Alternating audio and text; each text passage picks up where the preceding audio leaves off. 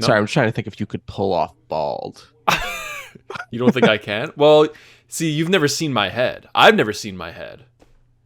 Not since I was a Yeah. baby. Did you ever have like the buzz cut like I did like middle and high school? No, I never did. I thought you looked good with the buzz cut. I like your hair now, though. Your hair is groovy. Thanks. Actually, if I'm being totally honest, like if I just like poke around my noggin and just like feel out my skull, it's a little bit bumpy, Yeah, no, same. It's right? kind Like I feel like I wouldn't be a good bald. it's not perfectly round. Like Yeah. somebody fucked up somewhere those first few Yeah. weeks. There were some drops. Couple of drops. These boys only want the best of. They want the cream of the crop. They don't want none of that Michael Bay shit. They want the shit that pops. Oscar bait, black and white. Maybe something French. If it's got more than one explosion, honey, put that shit on the bench. Oscar Wieners, Oscar Wieners, Oscar Wieners. These boys are the Oscar Wieners. Yum, yum.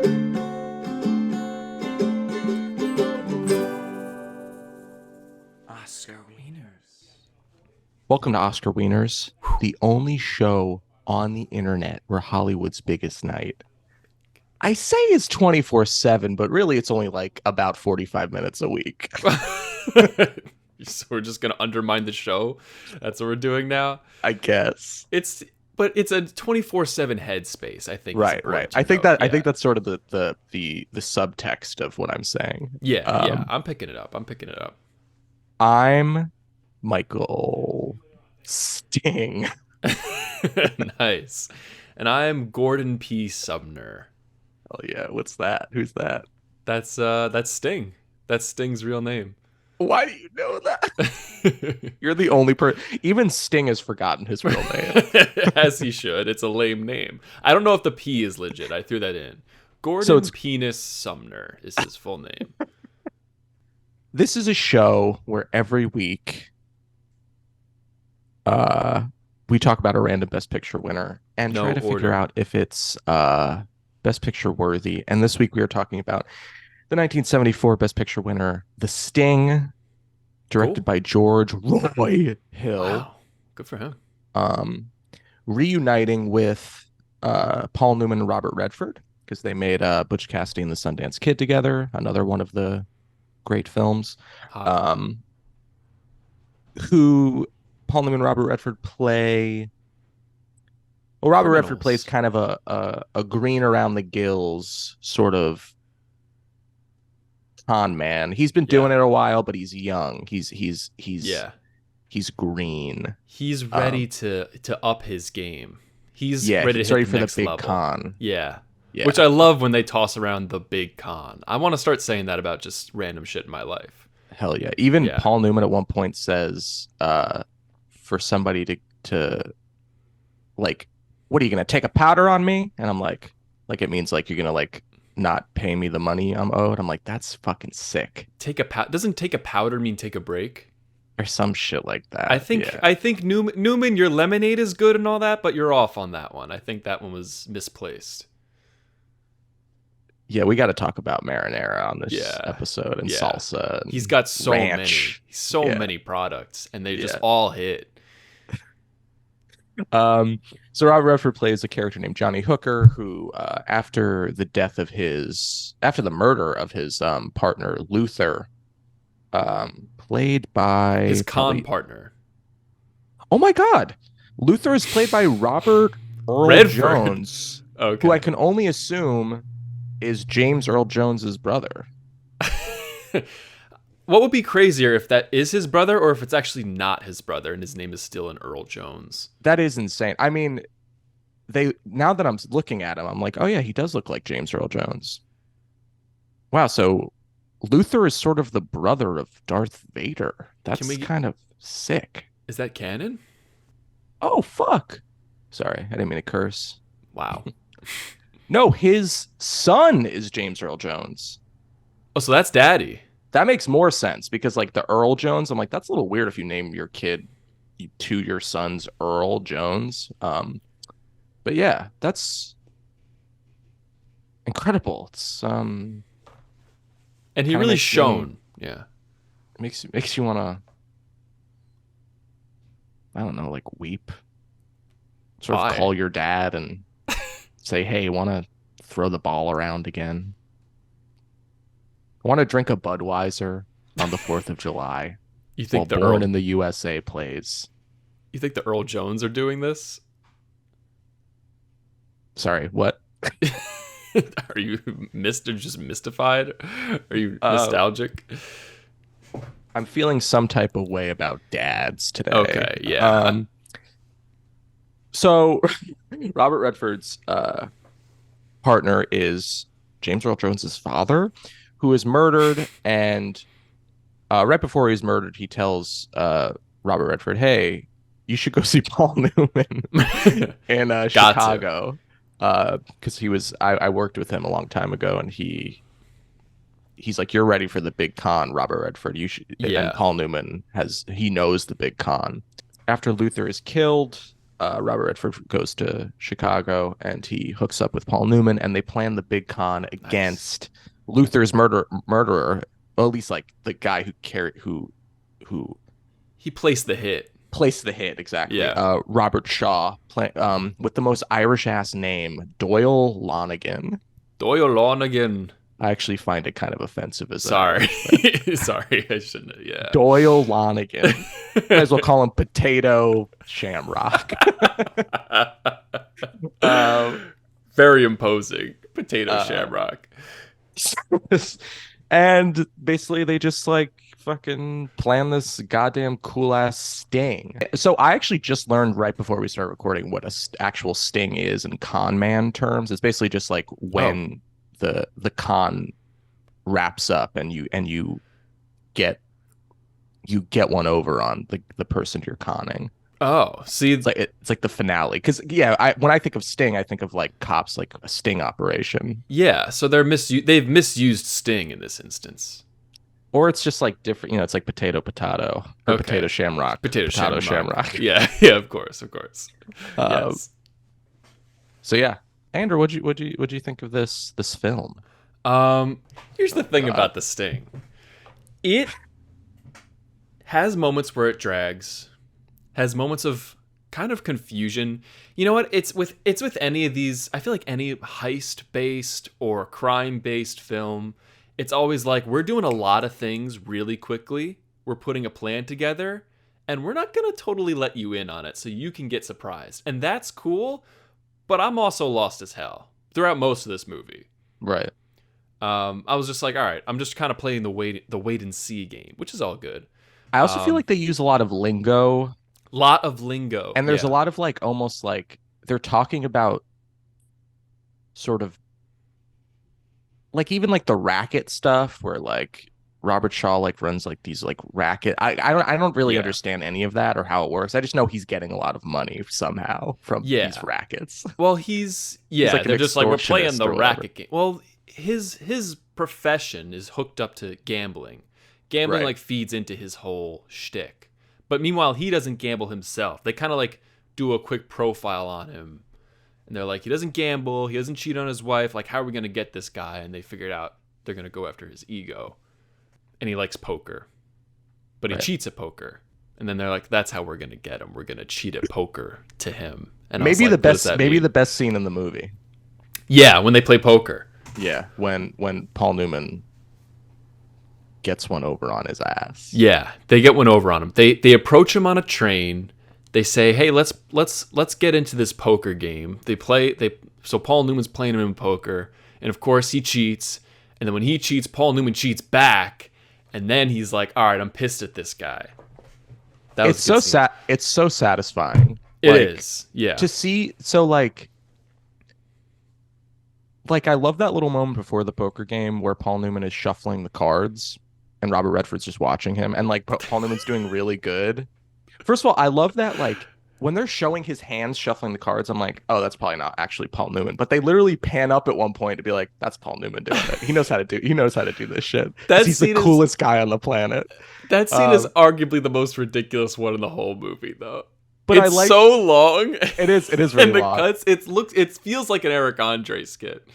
Well, Where they're it's just like probably cutting back between like close-ups of their faces, and then he's shuffling and like doing all these card tricks. it had to be Paul Newman being like, I actually know how to do a lot of this shit, so just like hold on my hands for a while. I feel like Newman, he never needed a stunt guy. I feel like Newman just did all. He's like, oh, I could just do that. Oh, shoot a basketball half court? Yeah, I could drain that. I feel like he could just do anything on the day, no post pro. Yeah. Well, he was famously the golden retriever in Air Bud, so Really? yeah, that was him. I thought I heard his bark. Yeah. Yeah, yeah, Classic for role. sure. Classic role. But there's that moment when he's shuffling the cards where he like flubs them and like they go flying everywhere, and Yeah, you're he like, botches it. all right, so he has a lot of confidence, but like he might actually fuck this up, like like Yeah. the con in the poker game. But when he does it, you're like, oh, that's so good. He's the coolest man around, and Yeah. and like even him pretending to be drunk, it's all like fun and like really good. Yes, it is. Like everything that they do is just built towards aggravating Shamrock Shake over there. You know? Yeah. And it Because- works. Yeah. It works very well. And then Redford comes in. Paul Newman's like, "You're on, kid." And Robert Redford comes in. You're like, "All right, now what's this guy gonna do? He's like the main character of this movie. He's got to do something." And he poses as an underling of Paul Newman, who's posing as this big shot gambling ring runner. Shaw. Yeah. Alias Shaw. And Robert Redford, aka Hooker, is like, "Bro, wanna like pull a fast one on my boss? I'm trying to take him over." Who among us hasn't been there before? Am Yeah. I right? Yeah, yeah. And Donnie Lonnie Shamrock is like, "Boyo, I'll take you up on that. Let's get this guy." And that's the Sting. I will say I recommend the Sting. By the time credits rolled, I was like, this thing is a banger. Yeah. So if you want just a espionage crime thriller, like what's going on, who's who, filled with fun twists and turns, The Sting is for you. All that stuff is great. All that stuff is gravy. The music, Yeah. if I can touch on that real quick, Yeah. horrid. Oh. I think it was so, it just didn't fit at all. It was so inappropriate. It was just ragtime music. So the film is set in the 1930s. So they're like, "Oh, let's go score it with some music from the 1930s." But they're like chasing each other on foot, and the whole time you hear is like, I'm like, this is so bad. I do want to so Marvin Hamlish did the music. But he adapted like the main sort of thing that everybody knows this movie, the main theme, like Yeah, that's actually by yeah, exactly. So there's a few pieces that he adapted from Scott Joplin, Yeah. who is So he cheated. a little bit. I just want to say that because Scott Joplin is like a black ragtime performer who like is writing these compositions, and Marvin Hamlish is just adapting them, which like Right. that's something. But shout out to Scott Joplin. Look, shout out to Scott Joplin. Good for him. He wrote this music. He didn't know it was going to be in a crime thriller. I think he probably would propose something different, perhaps. Yeah. In fact, I would go so far as to say I would take the music from French Connection, swap it with this bad boy, and you have a masterpiece. I think this is what the French Connection should have been. I think it's interesting you're like you feel like this movie is a crime thriller because like it is.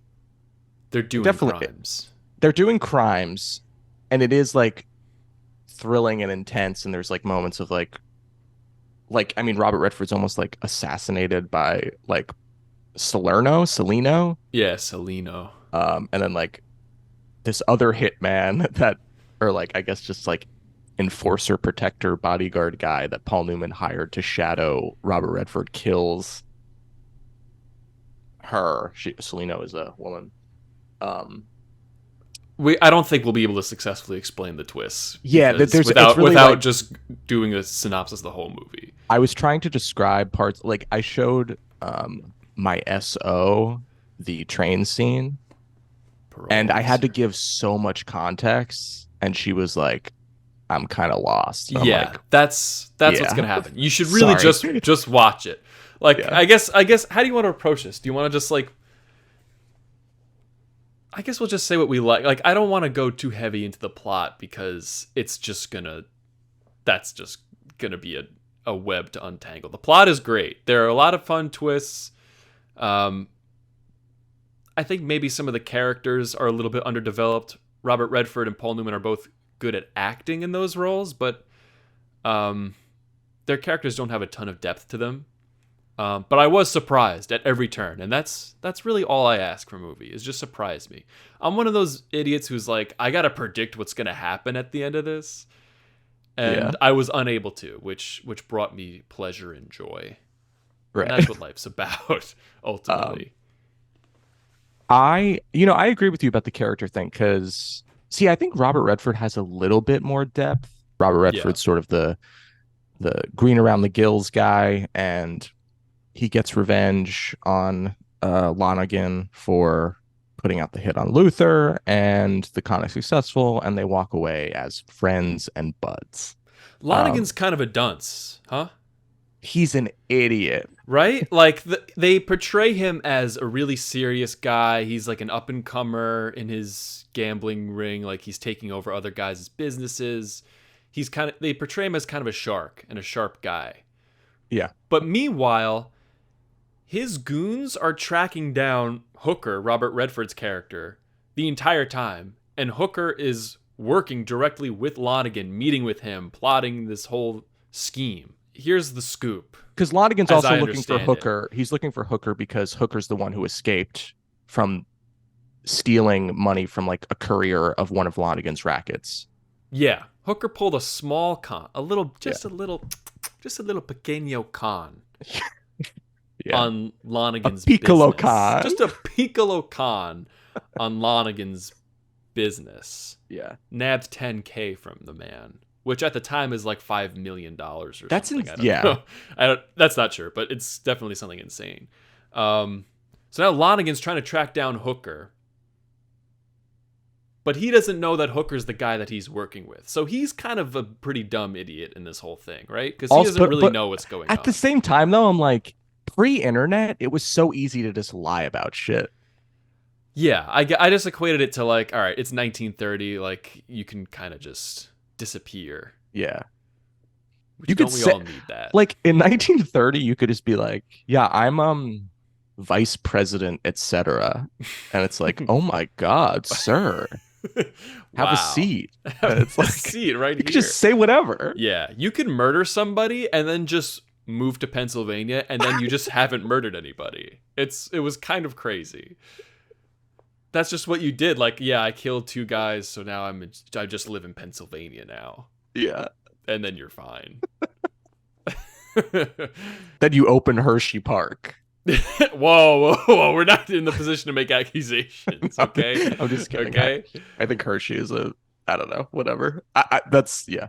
I'm not trying to go after Big Chocolate, okay? Yeah. Leave Big Chocolate alone. Leave Big Chocolate alone. Lonigan's a sap. There's a lot of things, a lot of crossed wires, but that's why it's fun. That's actually part of the appeal. Totally.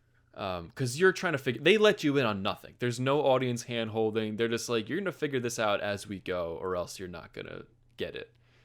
So there was a lot of time. Like I rewound a lot. I probably watched this movie for 3 hours, even though it was a 2-hour movie. I do remember watching it the first time and kind of being like you, where I was like, what is going on? What are these people talking about? This whole con business is expensive.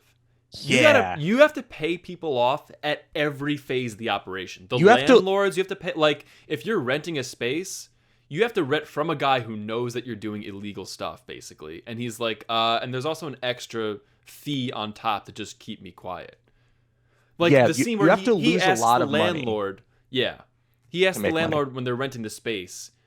He's like, "Oh, do you wanna cut do you want a percentage of the haul, or do you want a flat fee? And the guy looks at him and is just like, who you conning? And he's like, Donnie Lonigan. He's like, give me the flat fee. Which shows that he has no confidence that they're going to pull off the... I was Yeah. like, oh, okay. It's There's so some good. little... Yeah, you feel like you're a con art. Like, you get let in a little bit, which I Yeah. like. Um, It's immersive. totally. But there's even like, see, I'm having trouble remembering now, but I feel like there are just like lots of moments where it's like, okay, so we're gonna lose like $15,000 here, so we can eventually make half a million or like $2 million. Yeah, they spend a And it's lot of like, money. They it's also crazy. hire a lot of people. They have like probably over 100 people working for them. Well, they set up there are so many. I mean, it aids in the twists of the movie, but they hire like 50 people to set up a fake horse betting racket. Yeah. Yeah. That's all fake. Like, they have a guy with a little gramophone, little telephone. He's like, and here comes Shark Bait, and he's coming up the like all these fake horse races that they're putting on, and the guy does different accents for races, quote unquote, across the country. That part was so cool to me. I was like, oh, when you figure little things out, it's a very satisfying feeling, and I think that's what keeps the movie very interesting. Yeah. It's sort of a metaphor for acting in the filmmaking process. How do you mean? Huh? What's that? What do you mean by that? Well, you know how you make shit. You have to pretend to do shit. You have to direct people. You have to tell them what to do. You have to say, okay, you're actually this guy. You're not yourself. You're this guy. You're President Eisenhower or whatever. And that's like, it's kind of like a movie. Yeah, and so you're sort of stealing money from executives so you can tell your little story about how executives suck. All right, you know what? I didn't know where you're going with, but you stuck the landing. I want to talk about real quick how hot these boys are. Please, floor is yours. Paul Newman, when this movie was released, want to guess how old he was? I'm gonna say 79. So wrong. Over or under? Way under. Okay. I guess not way under, but pretty under. Okay, so he's 112? I said, I guess I meant over. Oh, okay, so you're misleading. How old was he?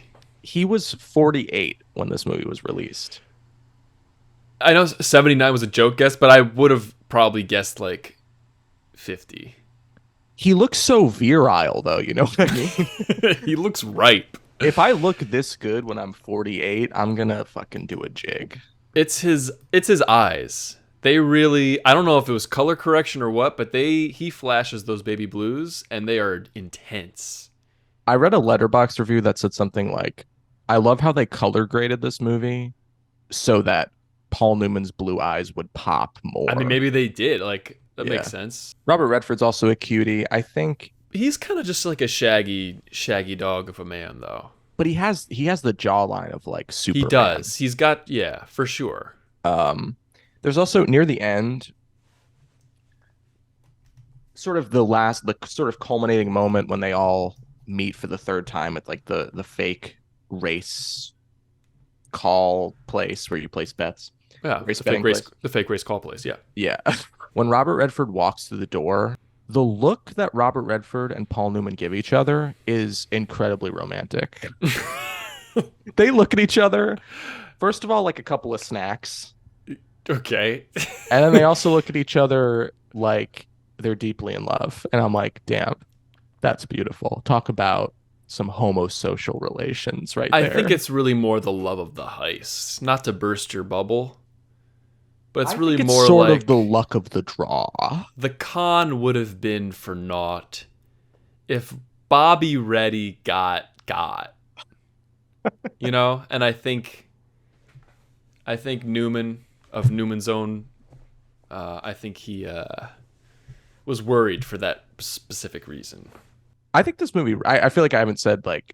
Oh yeah, do you like it? Yeah, I think this movie rips. 4.5 stars. I think it's like they don't make movies like this anymore. That's just like fun, entertaining. That isn't like it has to connect to 12 other movies or it has to be based on something stupid or like it's just like David S. Ward wrote this really strong script that's Mhm. really fun. It has characters you like, and like watching like I love a heist movie, I love a con movie, anything where people plan stuff to get something together and Mhm. then execute it. It could be a birthday It's party. always compelling. Honestly, yeah, that's actually not a bad idea for like a Funny or Die sketch. I know Okay. Funny or Die basically probably doesn't exist anymore, but It's a little outdated, but kind of okay. dated me. Yeah. It'd be a funny sketch for Fallon Don't give Val. For Paul Rudd to No. come on and do the sketch, and Don't let this Questlove's there, he's doing something funny. don't let this Um be a vehicle for Fallon to exert his influence. yeah. He's Um slowly taking over. yeah. He's probably gonna run for president soon. Of Bolivia, believe it or not. Good for him. Yeah, I just think this movie's like super fun and well made, and um I think it kind of rips. I like the music. I think Andrew is sort of wrong on that front, but There's one song. I mean, you can judge. You watch it and judge for yourself, and tell me it's not pretty bogus. But okay, everything else uh I thought was really good.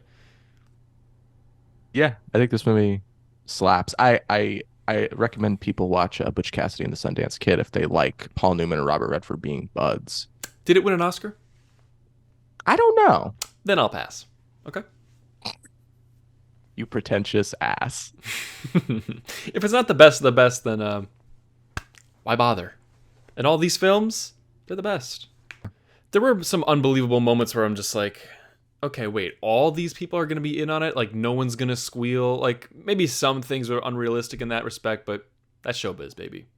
No one's watching Ratatouille saying, like, this would never happen. You know what I mean? Who won? Who else was... Who...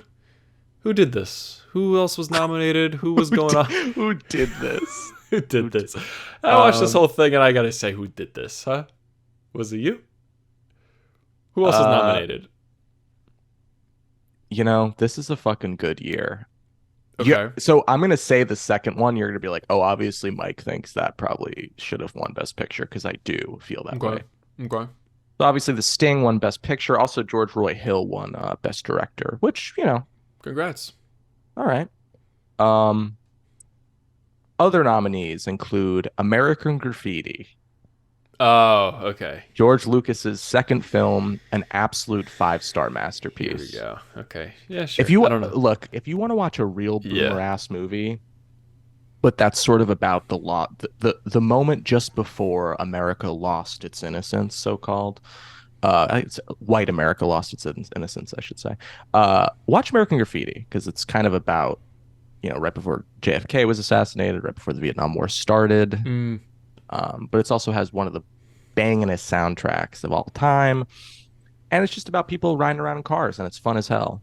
Um, So you think End that it there. deserved the best of pictures? Yeah, it's arguably George Lucas's best movie.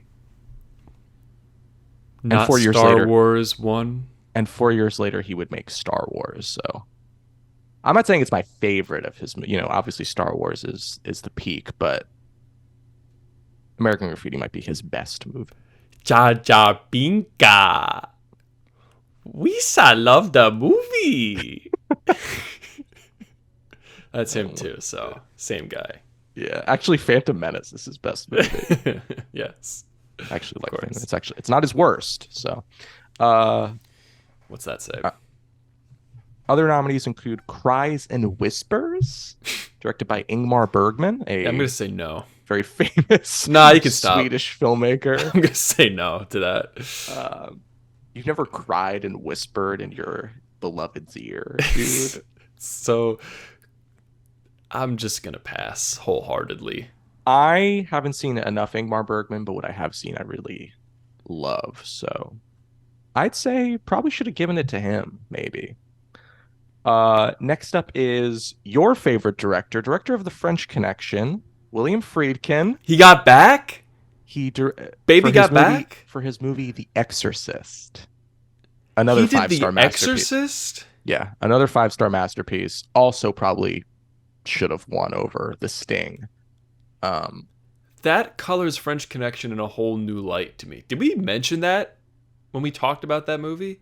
I think so. I think I mentioned the fact that his other two like most famous movies are The Exorcist and Sorcerer, but I might not have. That's so weird to me. Also, I don't know why I hold The Exorcist in such high regard. I've literally never seen it or know what it's about. So I I think just, you would prefer. I think you'd like. I know French Connection left such a bad taste in your mouth, but I think you'd yeah, like The Exorcist. The Exorcist is like maybe the best horror movie ever made. okay. Didn't win Uh, Best Picture though. So. But kind of crazy that I was in the running for being a scary boy. yeah. Well, it's sort of. It's like it's such a good movie about like faith. It's such a good movie about what like it's So is Passion of the not. I don't Christ. want. I don't want to like. I don't want to like because I love horror. I don't. I think people are too dismissive of horror, but like Mhm. Exorcist has some other stuff going on beyond just being a little scary, little Yeah, tickle of a movie, you know? Justice for Get Out. Justice for Get Out, yeah. We Um, talked about that, right? Who won that year? Was that the Birdman year? that was the Shape of Water year. Yeah. They were like, this really important movie about race in America. No, we're gonna give it to the movie where a merman fucks a woman. Or vice versa, however you want to put it.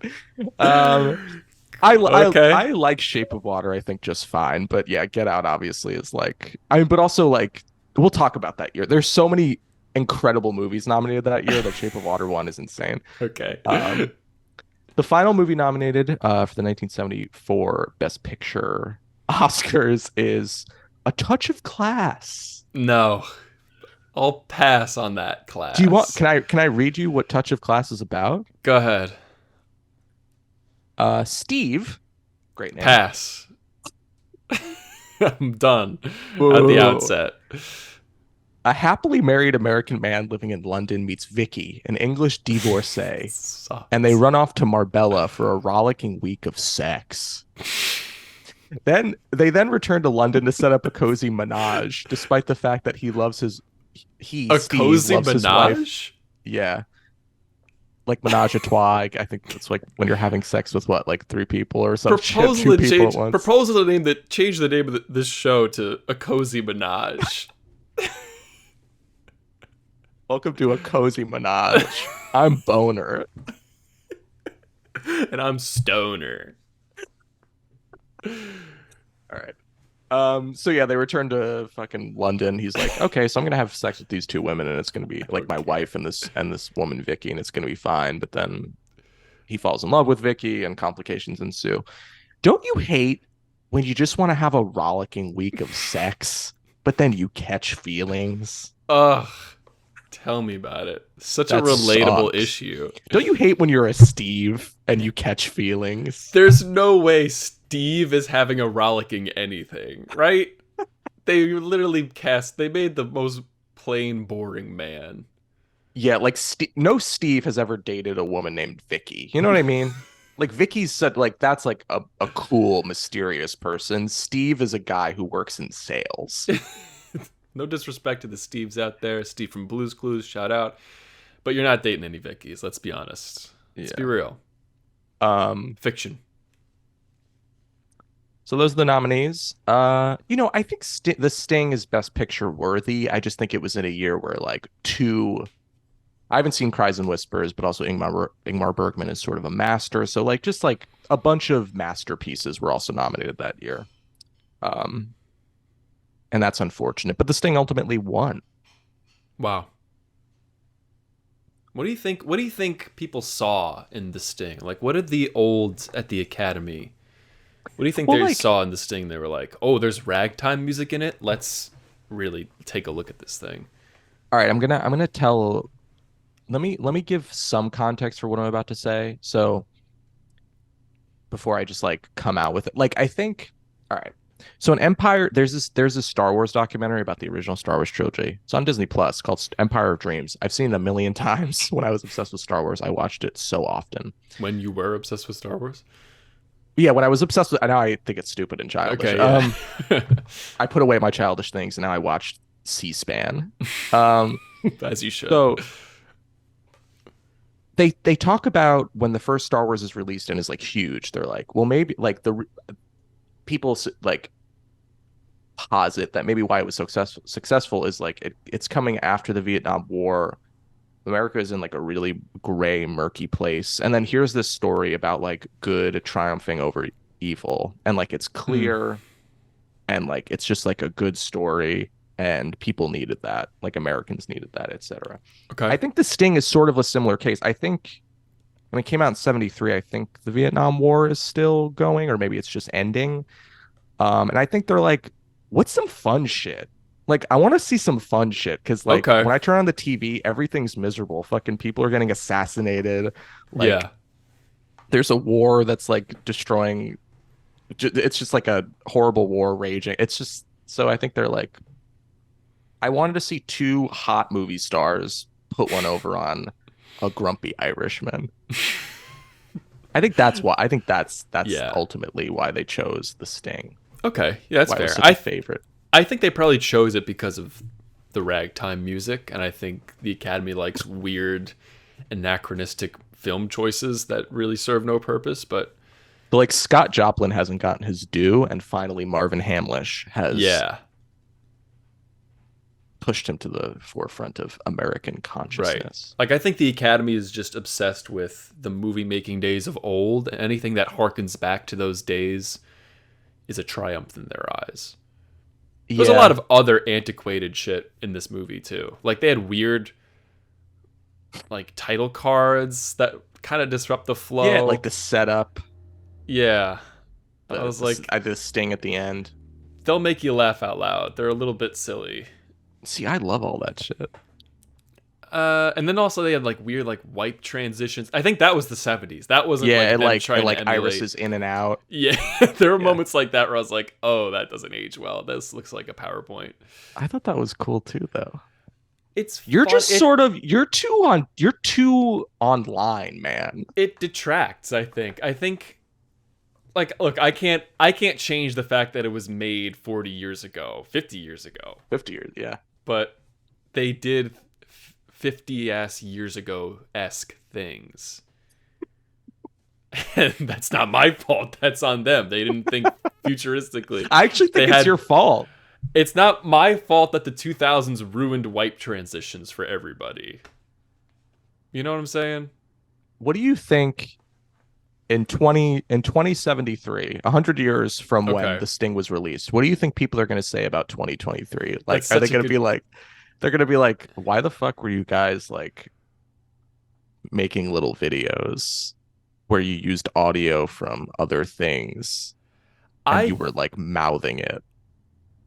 That is weird. I think people I feel like things will take a turn for the more cinematic, the more fleshed out. Like I think things are getting like shorter bite size, and I think we'll start to see maybe like a reflexive movement where people are like, actually, let's do long form. Actually, let's do maybe not. Maybe things will just get even smaller and tinier, and brains will be microchips, and people will be lizards. I don't know. Well, no, I don't no. know. 20 years from now is like a different scape entirely. Right. Well, now it is so weird now because like yeah, like there are these like there are these places where you get bite-sized content Yeah. that you consume literally in 2 seconds. But then like but also people seem to want stories that are like long and interconnected. Like I don't know, it's Like like, in oh, TV. what instead of adapting this book as like a movie, what if we made it a limited series that's like 10 episodes? Yeah. And it's like, well, I mean, Harry Potter, right? It was just like they're making an HBO Max series where it's like every season is a book, and I'm like, it's so strange because it's like it's two polarities. It's like over here, bite-sized content, over here, just like basically movies and TV that are books that are trying to Right. do what books do. I think maybe we'll look at CGI and think it was real, like a little bit ridiculous. No, man, Avatar: Way of Water is going to hold up.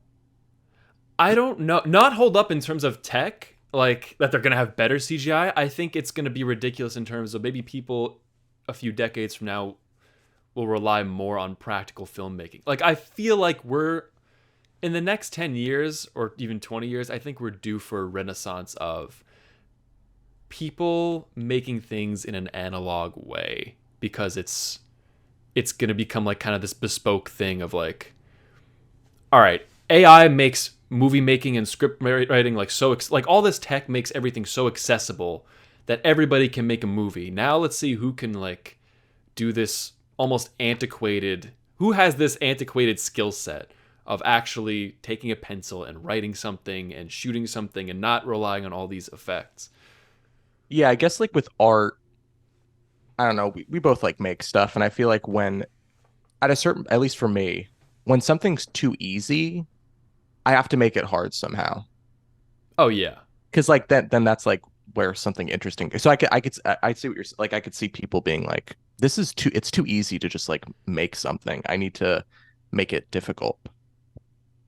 It To needs to be a show little who's bit. boss. It needs to be a little bit out of my grasp. I need to reach for something instead of just like holding it in my hand already. Yeah. I think that will reign true. I think that will reign true forever, and it always has, really. Yeah, history is always going back and forth. Like, Yeah. But maybe you're looking at, I don't know, maybe you're watching Iron Man 3 and thinking like, this is just ridiculous. This is over the top. You know what I mean? Robert Downey Maybe Jr. not. hanging out with a little boy? No way. No way. Not on my watch. um, All right, do you want to hear the truth about this film? What some yeah, of the people had to say? yeah, truth pill me, man. Um, Red pill my ass. Redford pill your ass? Yeah. Give me a name of someone from deep Texas. A cowboy ass man. Gunther Harris. Gunther Harris writes, if you like Robert Redford talking to random people and then running away from someone with a gun all of a sudden, this is the film for you. You honestly sounded a little bit like Sam Elliott. Circa Big Thank you. Lebowski narrating the. Sam Elliott. You lost it a little bit. Sam. This one's from Ben Stiller. Oh shit. Ah, cinema! This is my Ben Stiller impression. Ah, cinema. This is why we come to the movies. An incredibly well-directed movie with an airtight screenplay with pacing that's so undeniably perfect. You can't help but call this a masterpiece. I'm joking, guys. This movie sucks. That's what he said. Yeah, 2 stars. God damn. First of all, terrible Ben Stiller impression. Your Ben Stiller is basically Rude. an English butler, and that's wrong, obviously. It's funny because that's how I hear Ben Stiller, so. I think you need to see a doctor. I do, yeah, I do. A lot of people complaining about the lack of bees in this film. Huh? A lot of people who weren't really sure what Oh, happened. I see. They're like, why aren't people getting stung? No bees, no bees. A lot of love for Newman and Redford. Hell yeah. This review's from you. Anyone got a time machine that I can use to go back in time and shag young Robert Redford? I did write That's that. Well, probably actually a British person. yeah, Shag Robert Redford. shagadelic. It would be that, but Paul Newman. I would shag Paul Newman first if he was open to it before Interesting. Okay. Bobby. Good to know. You're like, I'm just trying to keep track of like birthday ideas for you. So Yeah, just maybe a cameo from Paul Newman or something that says like, hey, like kissy kissy. I don't know. We'll see. I'm still workshopping it. yeah. Yeah. Your birthday's coming up too. Yeah, not really. It's in like 6 months, 7 months. I mean, that's like, yeah, like your birthday. I mean, oh shit, your birthday is coming up. Yeah, don't say it on air. I won't say it on air, but Don't. it's very close. Yeah, it's coming. I'm gonna be 89. Holy shit, you look Yeah. incredible. That's the first time I've ever been told that, so thank you. I appreciate that. Any more reviews? No, just a lot of general pleasure associated with this movie. General like for this film. It's a very likable movie, I think. It's very likable. Yeah, there's a lot to like, and a little bit to dislike, but not too much. In my eyes, in my mind. in my rinds. In my rinds. I feel it deep in my rinds. You know what really grinds my rinds? The ragdoll ass score. Ragdoll. It is. Oh, ragtime, whatever. Ragdoll. This ragtime really grinds my rinds. You know what really grinds my rinds? I'll tell you what grinds my rinds on this. Is the overt Irish prejudice in this goddamn movie. The Irish really grind my rinds. Do you feel like you were prejudiced against? As an Irish person? Yeah. No, because people. I feel like people look at me and they're like, you can't tell. You're just like, oh, it's just like a white guy, right? But were you like, oh, this Donnie Lonigan character is just an insane stereotype? No. I think his name's a little bit goofy, but like I wasn't like I'm not gonna write to Warner Brothers and be like, hey, you sort of offended me on that one. They'll hold true. They'll make it right. I actually think Robert Shaw's performance is pretty good. He sort of sounds like this. I'm Doyle. It's Mr. Lonergan. Lonergan. There's a Sting too, right? Yeah, there's a Sting too. That's insane to me. There's no need to make a sequel to this. There really isn't. I think it's like the siblings of these guys or something. Like That's it's crazy. So dumb. Yeah. Because obviously Paul Newman and Robert Redford are like, oh, we have better things to do. They're like, yeah, we're not signing on for Sting 2. Yeah.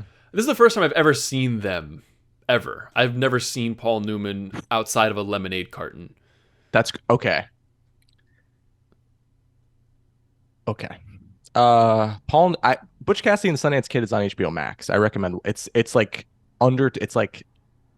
maybe like an hour and 50 minutes. Okay. You know, it's not like a super long watch. The Hustler is like an earlier movie of his that he's really good in. Then there's a sequel, like a 30 years later sequel directed by Martin Scorsese called The Color of Money, which fucking rips, and Tom Cruise is in it. I'm just a Cool Hand Luke is also on HBO Max. I'm a huge Paul Newman fan. I think he's sort of the coolest. I don't know what his politics are. I don't know if he was a bad guy, but as an actor, as a handsome man, thumbs up for me. It's a thumbs up. Robert Redford, I care less about, even though I like him in this movie. Newman's Own grape juice is probably the best beverage that they produce. Numinos are a great substitute to Oreos. They taste good. Yeah, those are good too. Yeah. But if you find Paul Newman's grape juice, he's got like there's like a gorilla on the cover too. He's like posing with the gorilla. It's really good. It tastes like uncarbonated grape soda. It's crazy. Oh shit. Yeah. I gotta try that. Also, it is really good. I would say Me. Redford. Okay. I'm Newman. Okay. Because I feel like I have what it takes to have my face on marinara. Do you know what I mean? Yeah, I do. You give off that vibe. You give marinara. Yeah. And you seem like you would start a film festival. So this is him, right? He did Sundance? Yeah, he started Sundance. That's pretty crazy. It is pretty crazy. And I am going to start a film festival. Anderfest. Okay. Rindfest. It's Rindfest. Bring all your peels, banana or otherwise, oranges, lemons, any kind of citrus, apple skins. We'll take it. And we're just gonna judge them. We're just gonna never judge a rind by its cover. That's a good find on that rind. Next week we're gonna cover 2001 Best Picture winner, A Gladiator, starring Russell Crowe and directed by Ridley Scott. Tune in next week. All right, love it. 1, 2, 3, 4. These boys only want the best stuff. They want the cream of the crop. They don't want none of that Michael Bay shit. They want the shit that bops. Oscar bait, black and white, maybe something French. If it's got more than one explosion, honey, put that shit on the bench. Oscar wieners, Oscar wieners, Oscar wieners. These boys are the Oscar wieners.